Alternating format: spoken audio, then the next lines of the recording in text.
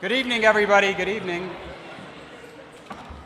Let's get the evening underway. On behalf of Camilla and me, welcome to Rhodes House. Welcome all of you, Rhodes Scholars and distinguished guests. It's really terrific to have you all here this evening. You'll be glad to know that this speech will be very brief. So coming up dinner is one of these great Rhodes traditions, and it's when we formally welcome all of you, the newest cohort, to Oxford. It was actually written into Rhodes's will, and it was one of the reasons why this house was built. The Rhodes Trust originally operated from London, which would have been quite swanky and nice. In fact, there was a Rhodes House in London, a good one, but we needed a place that was big enough to put on dinners of this scale. And so that's why this house was built in 1928, about 25 years after the starting of the scholarship. I hope by now that you've had the chance to start to feel at home. In many respects, this is a weird place, as you will have discovered, and also a remarkable place, which we also hope you've begun to discover. Have fun with these strange traditions, the beautiful buildings, but we hope you remember that the most important thing are the relationships that you make and the people that you learn from together. So your Rhodes class sitting before you this evening will be a remarkable group of people, and I guarantee they will change your life. And I hope that, like me, they'll be with you all along your journey as you make the decisions that you make. This evening is one of celebration. We celebrate you, the remarkable scholars, as they arrive in Oxford. And we also celebrate some of our dedicated volunteers through the George Parkin Service Award. We have so many scholars and friends of the scholarship who contribute in a multitude of ways. Present here today are the trustees. Please introduce yourself to them. Members of our committees, donors, and our second century founder, John McCall McBain, staff and volunteers. Thank you, all of you, for what you do. 5 Parkin Service Award winners were made this year, and I'm delighted that one of the recipients, Justin Leong, is here and able to be here in person. George Parkin's involvement in the Rhodes Scholarship stems from 1902. The trustees invited him as the organizing secretary, one of those really sexy titles that you get, to undertake the task of translating the idea of the Rhodes Scholarships into a working system. Rhodes died at 49. He didn't leave any particular instructions on how this idea of the scholarship would actually be put into work, although he did leave the selection criteria. Parkin was about the same age as Rhodes, in fact, had matriculated on the same day. He was a Canadian schoolmaster and legendary depressive. He was also described as one of the most impressive speakers of his day, and he was called the second founder of the Rhodes Scholarships for his work in setting them up. Parkin journeyed all around the world laying the foundations of the scholarship system as we know it today, and also wrestled with all the practical questions of how the wishes of this strange founder could be translated into a workable scheme. He traveled to the United States, South Africa, New Zealand, Australia, Bermuda, West Indies, Newfoundland, more than 140,000 miles in 2 years, which is really remarkable at just at the turn of the previous century. He held conferences, sought interviews, and was rousing in his enthusiasm for the project. In a letter to Huxley, he wrote, "I had some odd experiences after leaving Jamaica. I had arranged to cross to Cuba. At last I found a cattle ship. A stormy night on a Norwegian tramp vessel with 300 loose oxen on the decks is an experience not easily forgotten." It's quite remarkable, isn't it, to think about that connection to that kind of a history in the past. Parkin came up with the selection committee system, which has had a lasting impact on the scholarships and has ensured their survival. So this George Parkin Service Award recognizes those who've contributed to the Rhodes Trust, is equally profound and impactful. This leads me to Justin, who is here this evening to collect his award. Justin arrived in our lives, and soon after, through his introductions, his connections, and his tireless efforts, we had a fully reinstated Rhodes Scholarship for Malaysia. Since his serendipitous meeting with me in Omaha, of all places, Justin made himself available to support the Trust in any way we've asked. He's introduced us to interesting Oxonians and others in Malaysia, Singapore, London, and beyond. Quietly, and without asking for any thanks, Justin connected the dots in Malaysia and held meetings and rallied support and conjured up a firm commitment from Khazanah Foundation to partner with us in the Malaysian scholarships. And he has continued to do the same for Singapore, where his efforts and our own have now yielded another reinstated scholarship, the new Singaporean scholarship, and you'll meet our new Singaporean scholar next year. This focus on expansion is part of our strategic plan to make the Rhodes Scholarship truly global. We believe that talent can be found anywhere, and over the last few years we have added many of your countries, including China, Syria, Jordan, Lebanon, Palestine, UAE, Israel, and this year the countries of West Africa, and with Justin's help, next year, Singapore joining our Malaysian scholars. Thank you, Justin. It's a great honor to be able to work with you. Please come up and accept your award.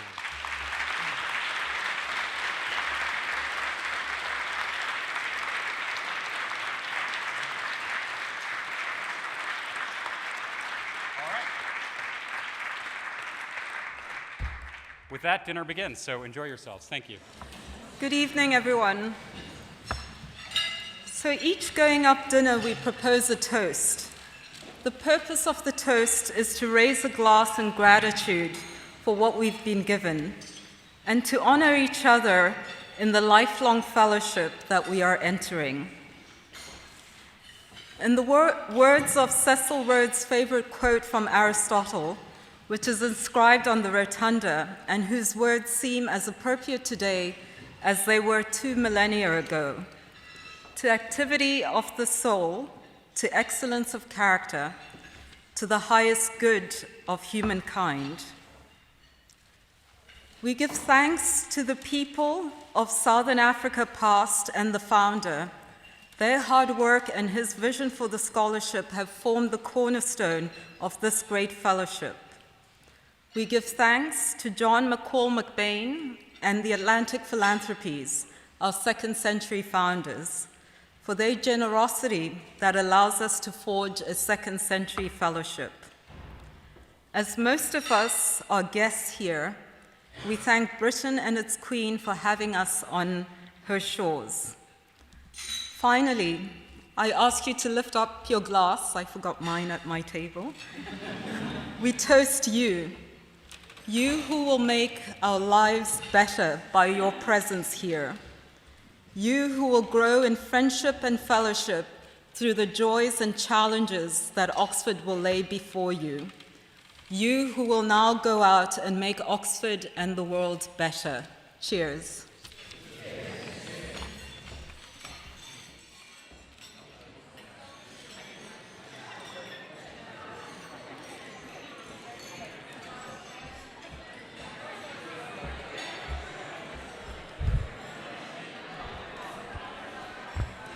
Good evening, scholars and esteemed guests. I have the privilege of introducing our speaker for this evening. So a lot may have changed and is still changing around the experience of being a Rhodes Scholar. And one thing that we hope that you have picked up thus far, just months in, is that this experience in large part will be what you make of it and what you determine to do with it. Yet, of course, many things have remained the same.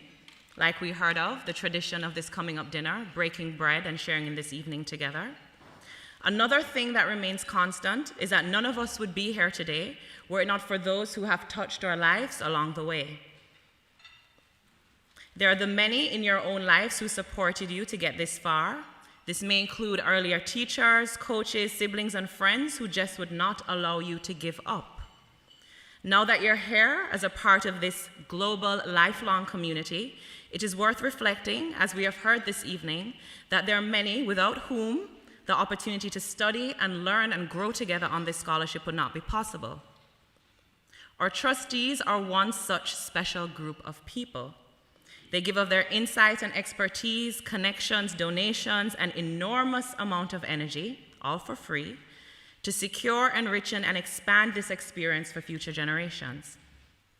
The other thing about our trustees, and I can attest to this after being locked in a room with them this morning for over 5 hours, is that they are pretty amazing and awesome people.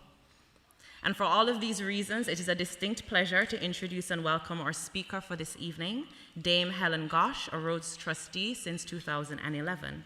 If you have not heard of her, I assure it is because you have not been in the United Kingdom long enough. Dame was born in Hampshire, England, and read modern history at St. Hugh's College here at Oxford, a period when women were finally, yet barely, being allowed at this university. Her postgraduate work at Hertford College, Oxford, was also in history. Dame Ghosh began as an administration trainee in the British Civil Service and rose to positions such as the head of the then most extensive Communities Development Program in the Department of Environment, to the director with responsibility for child benefit support and poverty issues with the Department for Work and Pensions. Dame's final role with the National Civil Service was as permanent secretary for the Home Office.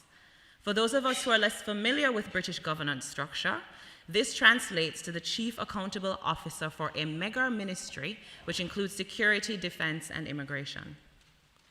Those of us who are lucky enough to attend an intimate talk given by Dame Ghosh but a week ago can attest that she embodies many of the characteristics that we as Rhodes Scholars ought to aspire to: tenacity and curiosity. After her career in civil service, Dame Ghosh embarked on a career in philanthropy, becoming Director General of the National Trust, one of the largest philanthropies in the UK dedicated to the conservation of the environment, or as she has put it before, to history, people, and places.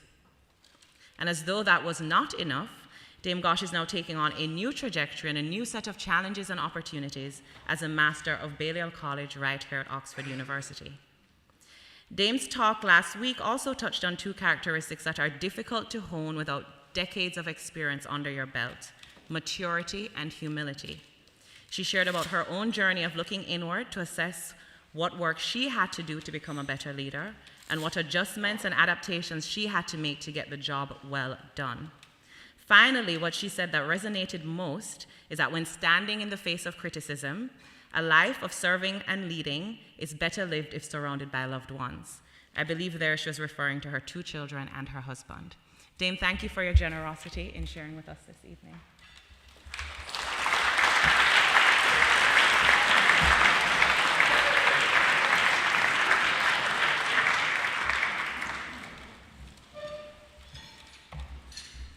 Thanks so much, Nadia, for that. As Nadia implied, I'm something of an oddity among the Rhodes Trustees. I'm neither a Rhodes Scholar nor an Oxford academic, and I'm a Brit. But I am an Oxonian through and through, having done my undergraduate and graduate studies here, made my home here with my husband, who's been a fellow at St. Anne's College for 35 years, and, again, as Nadia said, brought up our 2 children in the city. The only blot on this record is that our 2 children chose to go to Cambridge. And most of my working life has been spent elsewhere, until April next year, of course. So I love this place, and of course, I hope you will all grow to love it too. I wanted to talk this evening about the things about this place which have changed in the 40 years or so I have known it. I hate quoting that figure. And the important things that have remained the same. And I want to use that as a way into thinking about change more generally. How you will, we hope, change while you're here, and how you will go out and change the world when you leave. 10 days or so ago, as Nadia says, I was talking to a group of scholars and some of the Rhodes House team about how and why the world changes and the role of leadership. Is change in society a matter of a handful of great leaders in whatever field, a Mandela, a Lenin, a Tim Berners-Lee, or a Howard Florey? Or is lasting societal change more often a complex interplay of all sorts of players, from the group to the individual to government, all playing their part? As a well-trained Oxford historian, it will not surprise you to hear that I generally believe in the more complex answer as the right one. It's also easy to overestimate the power of events on achieving lasting change. Less easy, I suspect, from the vantage point of age, and to leap to the conclusion that things will never be the same again. Are we really in a post-truth era? Have recent political eruptions across the world mean that we've all become inward-looking nationalists? I'd like to think not, and I am sure we all have a part to play in making sure that it's not so. And change for the good can also be hard to make stick. Things will never be the same again is something we've heard all too frequently, for example, in the wake of the Harvey Weinstein and Hollywood scandals, and here in the UK with the eruption of blame and counterclaim in our political system. But somehow I suspect that for many ordinary women around the world, things will stay wearyingly just the same. Not a very cheerful way to start an after-dinner speech to this audience. But you are idealists, or else you wouldn't be here, and you believe that you can and will change the world in whichever way you choose or are needed. And I believe that Oxford is a wonderful place for you to explore yourself and your ambition to fight the world's fight or stand up for the world. The Oxford I discovered when I matriculated at St. Hugh's College in 1973, almost exactly a century after Cecil Rhodes, although, of course, he was at Oriel rather than St. Hugh's, was in many ways very different from the Oxford you came to this year. I read modern history at St. Hugh's, one of only 5 colleges which women could then attend. Only a year later, and 5 of the former men's colleges opened their doors to women, of which I took advantage as a graduate by moving to Hertford as a senior scholar. And of course, there were no female Rhodes Scholars. We're celebrating the 40th anniversary of their arrival this year. No internet made research for essay or thesis easy. There was no texting, no WhatsApp, no Facebook or Instagram to make communicating with tutors or friends the work of a millisecond. You had, yes, to write a letter to fix a date. It was delivered via the college messenger service, a man in a van, and then you would rush to your pigeonhole twice a day to see whether the delivery had produced a reply.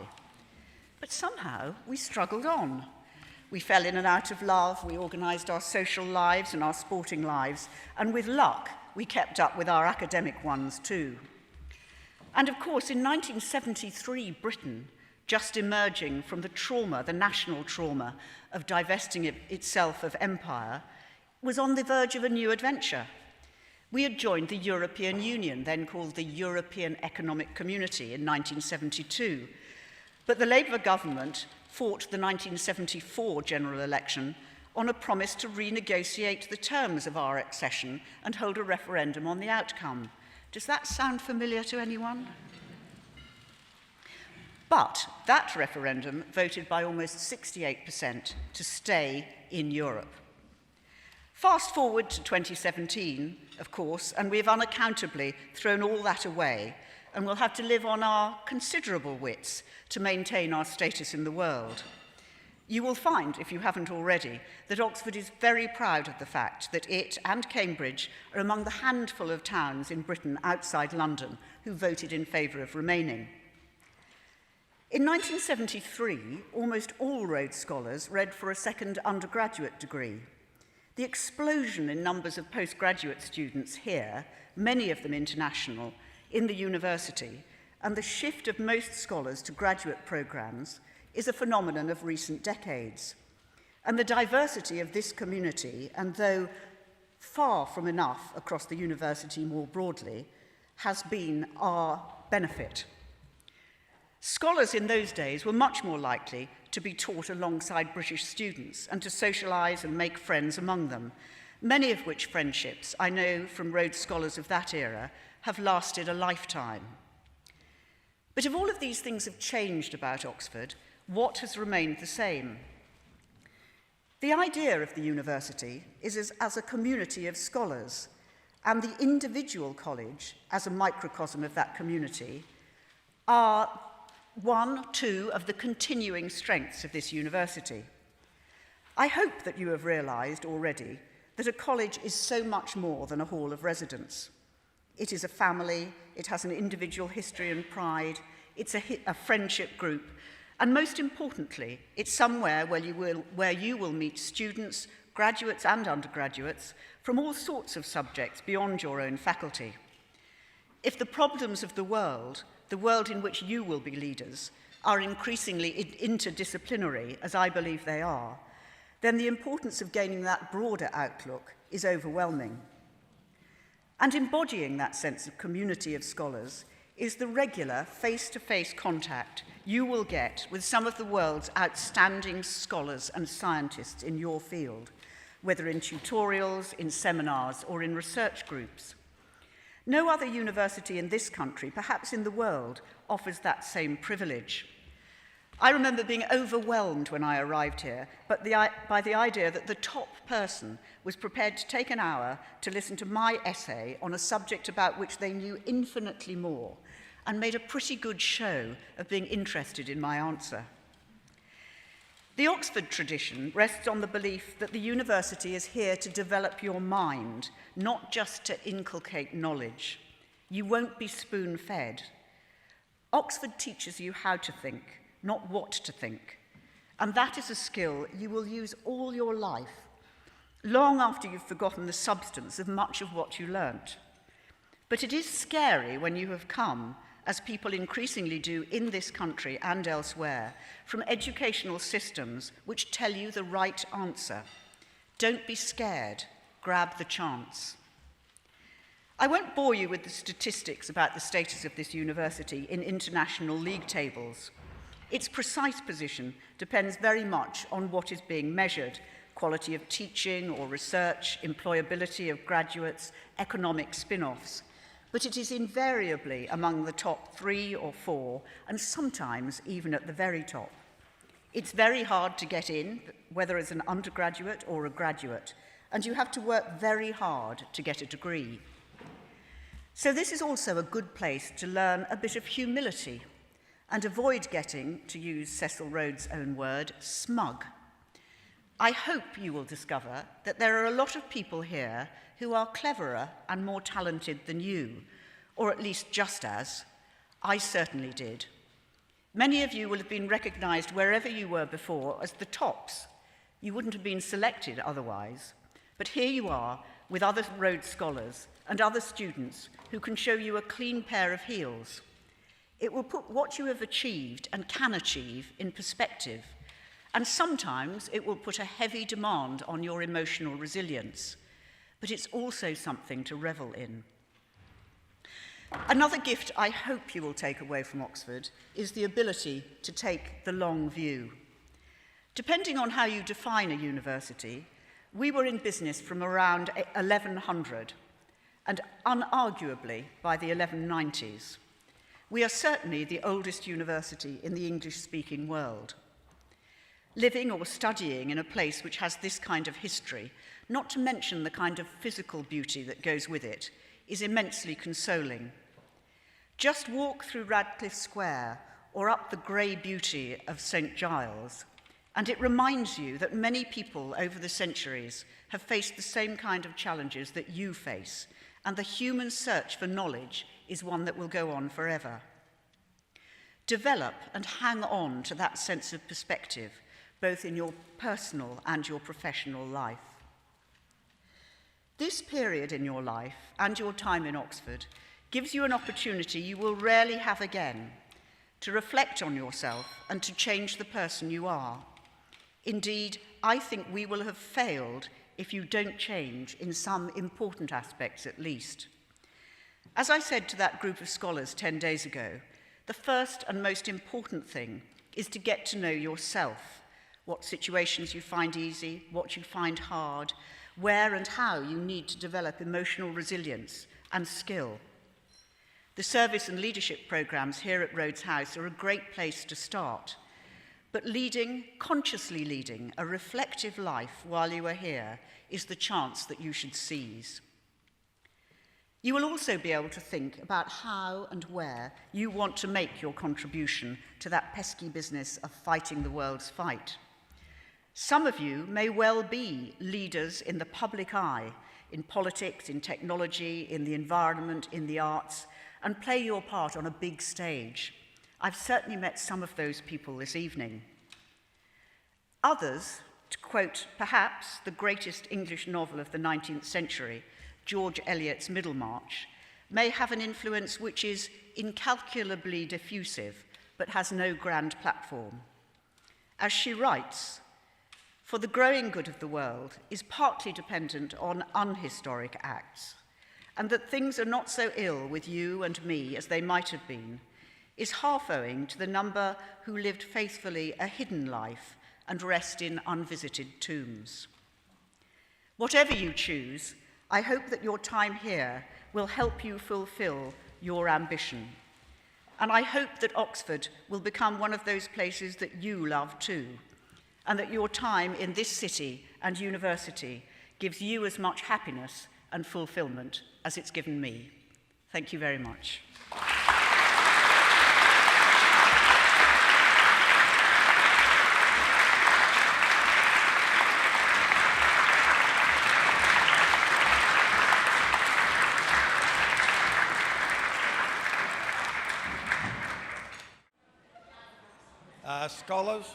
Scholars, colleagues, and friends, the formalities of the evening are now over. To our scholars, we wish you happiness and success in your time at Oxford. To our friends, we thank you for all you do for the Trust. And to our colleagues, we thank you for all you do for our scholars. We wish you a safe evening. We hope that you'll continue to enjoy this venue for as long as you so decide, or at least until the porters decide for you. And you should feel free to collect coffee and port and whatever you feel like from the staff for the next period. But the formalities are at end. You're free to wander around, talk to friends, and meet new friends. Thank you all very much for being with us tonight.